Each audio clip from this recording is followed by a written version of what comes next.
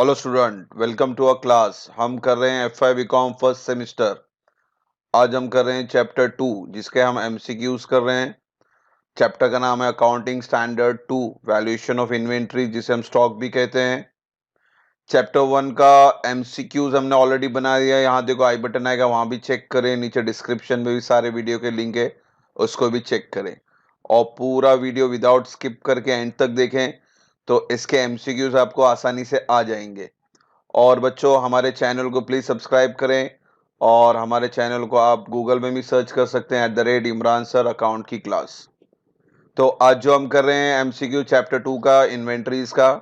तो without delay start करते हैं हमारे क्वेश्चन और आंसर्स। तो बच्चों, ये रहा क्वेश्चन नंबर 1 आपका, valuation of inventory is governed bye. तो ये किस गवर्नमेंट के कैटेगरी में आता है बच्चों? जैसा अकाउंटिंग स्टैंडर्ड 2 पहले ही कहा गया, ये इन्वेंट्री के लिए।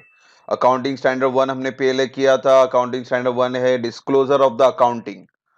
और एक है आपका अकाउंटिंग स्टैंडर्ड नंबर 9 आता है आपके लिए एफआई बीकॉम के अंदर, वो है रेवेन्यू के लिए। तो इंशाल्लाह उसका वीडियो नेक्स्ट वीडियो में बनाएंगे हम लोग। आज जो हम कर रहे हैं इन्वेंट्री, और इन्वेंट्री का अकाउंटिंग स्टैंडर्ड नंबर 2 है। तो इसका आंसर होगा बी। तो आपको बी में टिक पाक करना है, क्योंकि एमसीक्यू से मैक्सिमम यूनिवर्सिटीज के क्वेश्चंस आ रहे हैं। एमसीक्यूज टाइप में ऑनलाइन एग्जाम हो रहे हैं। तो एमसीक्यूज पूरा अच्छे से पढ़ लेंगे, आपको एक तरह का रिवीजन भी हो जाएगा और आपके लिए आसानी हो जाएगी। लास्ट मोमेंट में पढ़ने की जरूरत नहीं है। क्वेश्चन 2 बोलता है accounting standard 2 by ICAI define inventories are assets held for sales in ordinary course of business, fixed asset, current assets और current liability। तो इसका आंसर है assets held for sale in ordinary course of business। क्योंकि हम inventory की बात कर रहे हैं, एसेट स्टॉक की बात कर रहे हैं, वो हमें बेचने के लिए हमने रखा हुआ है। तो ये वर्ड याद रखें, सेल। तो इसका आंसर हो गया ए। थर्ड क्वेश्चन है, under the periodic inventory system closing stock is ascertain. किस तरह से वैल्यूएशन होता है अंडर पीरियोडिक इन्वेंट्री सिस्टम के अंदर? तो आपके ऑप्शन है, by taking actual physical count of all inventory item on hand on a particular date, और from the stock ledger itself, और by deducting value of sales और एस्टिमेटेड बेसिस। तो physical stock के ऊपर ही इन्वेंट्री कैलकुलेशन होता है। तो आपका आंसर होगा बच्चों ए।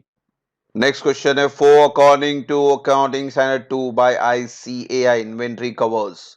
तो इन्वेंट्रीज किसे किसे कहते हैं? Work in progress, investment held in stock in trade, good purchase and held for resale, या inventories of life stock. Working progress आधा कच्चा आधा पक्का, ये तो ही नहीं सकता। इन्वेस्टमेंट ये भी नहीं हो सकता है। लाइफ स्टॉक ये भी नहीं हो सकता। तो बचा क्या? Goods purchase and held for resale. तो आपका ऑप्शन है C. According to accounting standard 2 by ICAI inventory covers. अब यहाँ पे क्या क्या इन्वेंट्री है वो आपको समझना है। मशीनरी पहला वर्ड है, भूल जाओ। वर्किंग प्रोग्रेस तो हो ही नहीं सकता। मटेरियल इन्वेंट्री हो सकता है, मगर यहाँ पे लास्ट में मिनरल ऑयल बोला, यानी ये है ही नहीं। तो मटेरियल और supply to be consume in production process, यानी ऑप्शन हो गया आपका सी। नेक्स्ट क्वेश्चन देखते हैं। According to accounting standard 2 by ICAI inventory should be valued at. तो इन्वेंट्री जो क्लोजिंग स्टॉक है आपका, उसको वैल्यूएशन कैसे किया जाता है? कॉस्ट पे, रियलाइजेबल वैल्यू पे, the lower of cost and net realisable value, या रिटेल प्राइस। तो बच्चों, क्लोजिंग स्टॉक हमेशा लोअर पे रिकॉर्ड होता है, या तो नेट रियलाइजेबल वैल्यू पे। तो ये वर्डिंग याद रखना, आगे भी काम आएगा आपके लिए। तो क्लोजिंग स्टॉक आपने फाइनल अकाउंट में भी किया होगा, जहां पे हम वर्ड यूज करते थे closing stock whichever is less. तो लोअर ऑफ कॉस्ट या नेट रियलाइजेबल वैल्यू, यानी आपका आंसर है C. According to accounting standard 2 cost of inventory should comprise, क्या क्या होना चाहिए? तो आपके ऑप्शंस हैं, all cost of purchase, all cost of purchase, cost of conversion and other costs incurred in bringing the inventories to their present location and condition, all cost purchase and selling expense, all cost purchase and freight outward।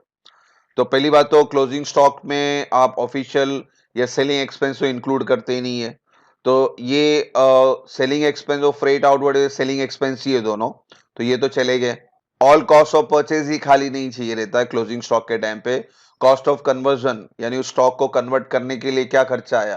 Cost incurred in bringing the inventory to the present location and condition. तो जब कच्चा माल से तैयार माल बनता है, convert होता है, वो भी कॉस्ट भी इंक्लूड होता है, यानी आपका ऑप्शन है बी। फिर 8 है according to accounting standard 2 cost of inventory should include, क्या क्या होना चाहिए? डायरेक्ट लेबर जो कि मटेरियल पे काम करते हैं, प्रोडक्शन ओवरहेड जो प्रोडक्शन के लिए यूज होता है, एक्सपेंस है ओवरहेड का मतलब, cost of designing product for specific customer, यानी ये भी गुड से रिलेट कर रहा है, और इंटरेस्ट ऑन लोन, ये फाइनेंशियल एक्सपेंस है, ये गुड से कोई रिलेट कर रहा नहीं है। तो इसका मतलब है इन्वेंट्री के अंदर ये एक्सक्लूड होगा इंटरेस्ट ऑन लोन, तो आपका आंसर हो गया बी। 9 है accounting standard 2 state that cost of inventory of items that are not ordinarily interchangeable should be valued at, और आपके ऑप्शंस है average cost, maximum retail price, weighted average cost, their specific individual cost. Average cost हो ही नहीं सकता, weighted average cost भी नहीं हो सकता, क्योंकि दो तीन होना चाहिए, वो नहीं है। इसका क्वेश्चन ही समझना है आपको, फिर से बोल रहा हूं आपको, cost of inventory of item that are not ordinarily interchangeable, यानी कोई एक्सचेंज नहीं हो सकता है दो प्रोडक्ट के साथ। एवरेज कॉस्ट में भी दो प्रोडक्ट होते हैं, वेटेड कॉस्ट में भी दो से ज्यादा प्रोडक्ट होते हैं, मैक्सिमम रिटेल प्राइस ये तो है ही नहीं, तो आपका ऑप्शन आएगा D, there specific individual cost, जो पर्टिकुलर प्रोडक्ट पे स्पेसिफाई किया गया है वो कॉस्ट इंक्लूड करना है, तो आपका आंसर होगा डी। 10 बोलता है कि accounting standard 2 state that good and service produce and segregated, यानी अलग करना, keep aside for specific project should be valued eight net realizable value, contract price, their specifical identified individual cost or replacement cost. तो goods and service produce and segregate for specific project, word यहाँ पे देखो क्या specific project है, तो answer भी आपको क्या वर्ड आया, देखो यहाँ पे स्पेसिफिकली आइडेंटिकल इंडिविजुअल कॉस्ट, तो कोई प्रोजेक्ट स्पेसिफाइड किया गया है भाई इस प्रोजेक्ट के लिए हम काम कर रहे हैं, तो उसका ही कॉस्ट लेंगे, तो आपका आंसर होगा बी, तो यहाँ पे बी टिक मार्क कर लें आप। 11th है आपका accounting standard 2 state that the cost of inventory should B assigned by using preferably, क्या क्या यूज करते हैं, कौन सा मेथड यूज करते हैं? FIFO method, retail price method, LIFO method, या एडजस्टेड सेलिंग प्राइस और करंट रिप्लेसमेंट कॉस्ट। तो बेसिकली इन्वेंट्री के अंदर आप फीफो मेथड यूज करते हैं, first in first outward.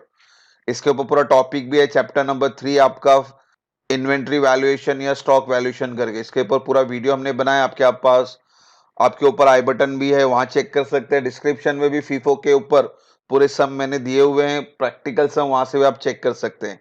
Anyhow इसका आंसर हो गया आपका ए। फिर चलते हैं हमारा नेक्स्ट क्वेश्चन की तरफ, क्वेश्चन नंबर 12 ले लेते हैं। Weighted average cost method can be use under, तो वेटेड एवरेज मेथड के अंदर हम कौन सा मेथड यूज करते हैं? Only the periodic system, both the system of inventory and periodic and perpetual, only perpetual system, neither the periodic neither the perpetual system. D तो होगा कि नहीं, क्योंकि नाइदर बोल दिया, ये तो छोड़ दो।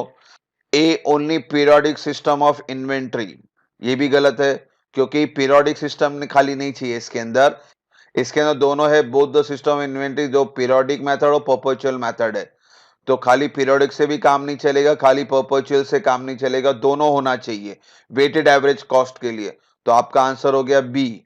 13 इन्वेंट्रीज आर एसेट्स, इन्वेंट्री को एसेट्स कब बोलेंगे हम? Use in production or supply of goods and service for administrative purpose, ये तो निकल गया, तो है ही नहीं। बी है held for sale in ordinary course of business, normal जो बिजनेस चल रहा है रनिंग बिजनेस में, वो सेल के लिए कर रहे हैं, तो एसेट बोल सकते हैं, ये हो सकता है।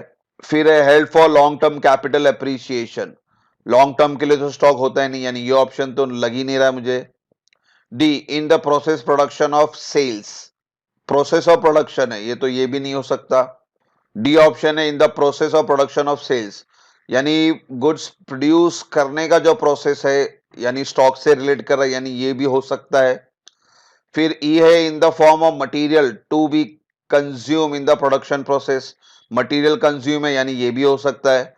तो इसके अंदर एफ और जी बोलता है कि आप चॉइस बी एंड डी भी कर सकते हैं, चॉइस बी डी एंड ई भी कर सकते हैं। तो यहाँ पे बहुत सारे चॉइस आए थे, जैसे मैंने बी बताया था, help for sale of ordinary course, ये भी हो सकता है, प्रोसेस ऑफ प्रोडक्शन ये भी हो सकता है, और material to be consume for production ये भी हो सकता है, यानी आपका आंसर होगा जी, क्योंकि बी भी सही है, डी भी सही है और ई भी सही है, तो आपका ऑप्शन हो गया जी। आप जी पे टिक मार्क करें। 14 है अकाउंटिंग स्टैंडर्ड 2, इन्वेंट्री अप्लाइज। इसके अंदर क्या क्या रूल अप्लाई होते हैं? वर्क इन प्रोग्रेस, तो आपको मैंने पहले ही बोला ये तो लगेगा नहीं, तो ए भी हट गया।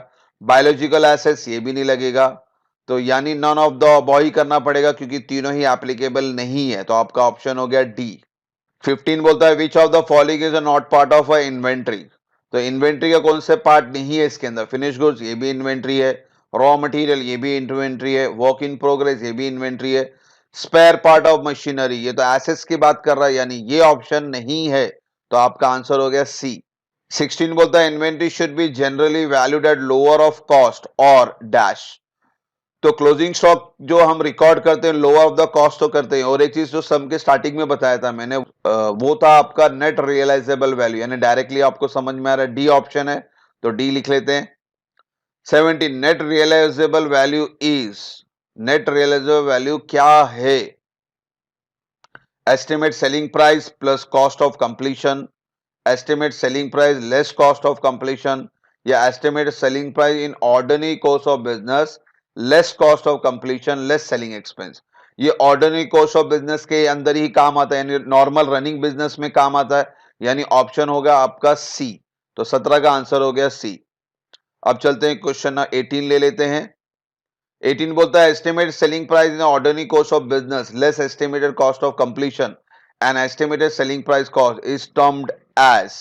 इसको भी पहले बताया था, ज्यादा डिटेल में नहीं जा, ऑप्शन देख लें आप। ये देखो नॉर्मली आपका आंसर पहले ही बताया था नेट रियलाइजेबल वैल्यू रहेगा, तो इसका आंसर हो गया बी। 19 बोलता है how should salesman commission be dealt with when valuing inventory at the lower of cost and net realizable value according to accounting standard number 2, that is your inventory। तो ये question में वो बोल रहा है कि भाई सेल्समैन का जो कमीशन है वो किस तरह से आप कैलकुलेट करेंगे अकाउंटिंग स्टैंडर्ड में। तो उस सेल्समैन का कमीशन एडेड टू कॉस्ट करना चाहिए, या डिडक्टेड फ्रॉम कॉस्ट करना चाहिए, या deducted in arriving of NRV, या इग्नोर्ड। इग्नोर्ड तो कर ही नहीं सकते, और हम नेट रियलाइजेबल वैल्यू की बात कर रहे हैं, तो आपका ऑप्शन यही लग रहा है सी, क्योंकि deducted in arriving at NRV, तो एनआरवी से क्या होगा? डिडक्ट होगा, तो आपका ऑप्शन हो गया सी। नेक्स्ट क्वेश्चन है बी इन्वेंट्रीज में be valued at net realisable value being lower than the cost only. तो इन्वेंट्री कब ये रिकॉर्ड होगा, वैल्यूएशन होगा नेट रियलाइजेबल वैल्यू और लोअर कॉस्ट में? When price has fall dramatically, ये भी सही है। When quantity in stock is too large to be sold out in near future, ये भी सही है। When goods have become shop या सॉइल्ड और एब्सोल्यूट, तो या तो गुड्स खराब होने वाला है या भंगार होने वाला है, तो ये भी ऑप्शन सही है बच्चों। तो आपका ऑप्शन आता है ए, क्योंकि ऑल थ्री ही राइट आंसर है। 1 और 3 नहीं है, 1 और 2 नहीं है, ऑल 3 है, तो आपका ऑप्शन होगा ए वाला। तो यहाँ पे आंसर लिखते हैं ए।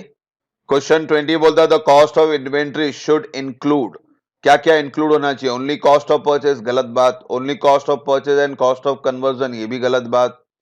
Only cost of purchase, cost of conversion and other cost like interest, interest तो फाइनेंशियल है, ये तो भूल ही जाओ। Cost of purchase, cost of conversion and other cost incurred in bringing the inventories to the present location, तो ये option मुझे सही लग रहा है, क्योंकि कॉस्ट ऑफ परचेज भी ऐड होता है, कॉस्ट ऑफ कन्वर्जन भी ऐड होता है, कॉस्ट ऑफ अदर एक्सपेंसेस जो इन्वेंट्री को करंट इन्वेंट्री बनाने के लिए लगा था, तो ऑप्शन आएगा आपका डी। 22 बोलता है the purchase price, transport and handling cost, tax and import duty are all example of.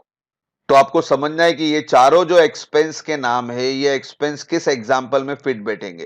क्या कॉस्ट ऑफ परचेज में, क्या कन्वर्जन में, या cost of purchase plus conversion plus other cost, या none of the above? None of the above तो नहीं लग रहा, कॉस्ट ऑफ कन्वर्जन या अदर कॉस्ट ये भी नहीं लग रहा, क्योंकि आपने द परचेज प्राइस के बारे में बात कर रहे हैं, तो उसमें transport, handling cost, tax and import duty, ये सब परचेज के टाइम ही होता है, तो आपका ऑप्शन हो गया कॉस्ट ऑफ परचेज, यानी ऑप्शन हो गया ए। 23 बोलता है which two of the following should be taken into account when determining the cost of inventories as per accounting standard 2। तो कौन से दो कॉस्ट आप लेंगे जब इन्वेंट्री का कॉस्ट कैलकुलेशन होता है, कौन सा खर्चा आप इंक्लूड करेंगे? रिकवरेबल परचेज टैक्स इन्वेंट्री के लिए बिल्कुल नहीं है। एडमिनिस्ट्रेटिव कॉस्ट, ये तो ऑफिस का खर्चा है। फ्रेट इनवर्ड, यानी आप कच्चा माल यानी रॉ मटेरियल जब परचेज करते हो, कंपनी के अंदर लेके आते हो, तो फ्रेट इनवर्ड आप ट्रांसपोर्ट एक्सपेंस फॉर गुड्स भरते हो, तो ये तो लगेगा गुड्स के लिए। चौथा है ट्रेड एक्सपेंस। ट्रेड एक्सपेंस हमेशा गुड्स से डिडक्ट होता है। जब हम कहीं बल्क में माल परचेज करते हैं तो ट्रेड डिस्काउंट माइनस होता है, यानी ये भी गुड्स से रिलेटेड है। तो मेरे ख्याल से ऑप्शन नंबर 2 और 4 है, जो कि आता है ऑप्शन नंबर बी में। तो आपका राइट आंसर है बी। अब चलते हैं क्वेश्चन नंबर 24 की तरफ। According to AS2 inventory, which of the following cost should be included in valuing the inventories of manufacturing account? तो क्वेश्चन बोलता है कि भाई जब इन्वेंट्री का वैल्यूएशन होगा तो मैन्युफैक्चरिंग कॉस्ट कौन सा इंक्लूड होगा? तो ऑप्शन है कॉस्ट ऑफ रॉ मटेरियल, ये तो कच्चा माल है, ये मैन्युफैक्चरिंग में ही यूज होता है, ये तो सही बात है।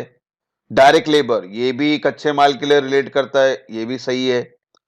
Fix production overhead, fix cost यानी फैक्ट्री कॉस्ट जो जो रॉ मटेरियल के लिए होता है, ये भी इंक्लूड होगा। वेरिएबल प्रोडक्शन ओवरहेड, यानी ये भी आपका कच्चा माल यानी इन्वेंट्री के लिए यूज होता है, यानी ऑप्शन आपका ऑल 4 आइटम लगेगा, यानी ऑप्शन हो गया ए। तो ये चारों जो हैं वो इन्वेंट्री के खर्चे हैं, तो इसलिए ऑप्शन आ गया ए। 26 क्वेश्चन बोलता है while computing cost of inventory, while computing यानी टोटलिंग करते हैं हम कॉस्ट ऑफ इन्वेंट्री, तो उस वक्त एबनॉर्मल कॉस्ट का एग्जांपल क्या है? Abnormal waste of material are, तो added to cost of inventory, क्योंकि ये एबनॉर्मल वेस्टेज है तो ये इन्वेंट्री में आएगा ही नहीं। Deduct from cost of inventory, add भी नहीं होगा, लेस भी नहीं होगा। P&L, ये तो फाइनेंशियल स्टेटमेंट है, ये भी नहीं होगा। Not included in cost of inventory, ये सही बात है क्योंकि ये आपका फाइनेंशियल एंट्री है, इसलिए not included in cost of inventory, तो ऑप्शन रहा इसका डी। तो 27 बोलता है the cost of inventory should not include, जब इन्वेंट्री का कॉस्ट किया जाता है तो कौन सी एंट्री इंक्लूड नहीं होती है? परचेज प्राइस, ये इंक्लूड होता है क्योंकि गुड्स से है। Import duty and other tax, ये भी रॉ मटेरियल से, ये भी इंक्लूड होता है। Abnormal amount of wasted material, ये हमारा इसके अंदर कॉस्ट में इंक्लूड बिल्कुल ही नहीं होता है। मैंने ऑप्शन पहले ही बताया था, वेस्टेड यानी ये इन्वेंट्री से रिलेट ही नहीं करता, तो यानी ये इंक्लूड नहीं होगा। डी भी देख लेते हैं, एडमिनिस्ट्रेटिव ओवरहेड, ये भी आपका ऑफिशियल एक्सपेंस है, ये डायरेक्ट एक्सपेंस नहीं है, तो ये भी इंक्लूड नहीं होगा। Fix and variable production overhead, हाँ ये इंक्लूड होगा, वेरिएबल प्रोडक्शन ओवरहेड है। एफ सेलिंग कॉस्ट, ये तो एकदम एंड में आता है, यानी ये भी इन्वेंटरी से इंक्लूडेड नहीं होता है। तो बच्चों इसके अंदर abnormal amount of wasted material, ये भी नहीं है। एडमिनिस्ट्रेटिव, ये भी नहीं है, और सेलिंग कॉस्ट, ये भी नहीं है, यानी CDF ये है ही नहीं। तो आपका ऑप्शन होता है जी, चॉइसेस CDF, तो आपका आंसर हो गया जी। 28 retail method of inventory valuation is sale price plus gross profit, sale price less gross profit, sale price less net profit, cost plus net profit.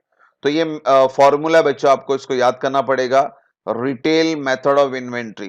तो इसका फॉर्मूला है बच्चों sale price less gross profit, तो option हो गया B. तो ये formula आपको याद करना पड़ेगा बच्चों।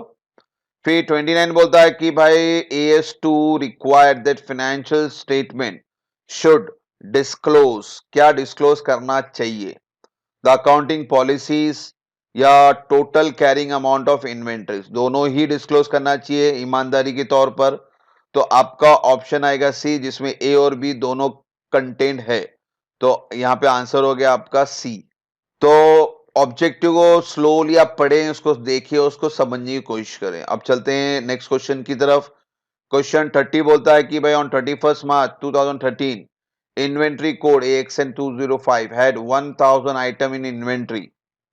The original cost of this inventory was 4600. As at 31st March 2013, its replacement cost was 3200 and net realizable value is 3400.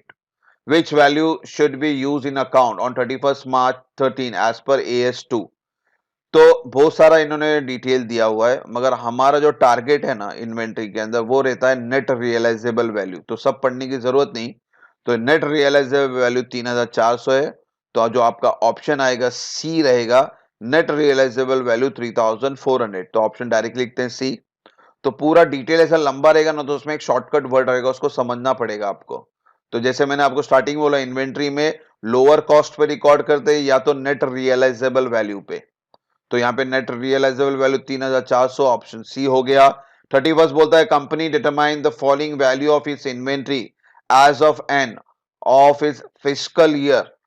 तो कौन सा वैल्यू रिकॉर्ड करते हैं? Historical cost, current replacement cost, net realisable value, net realisable value less a normal profit margin. तो under accounting standard 2, what amount should be company report as inventory on its balance sheet?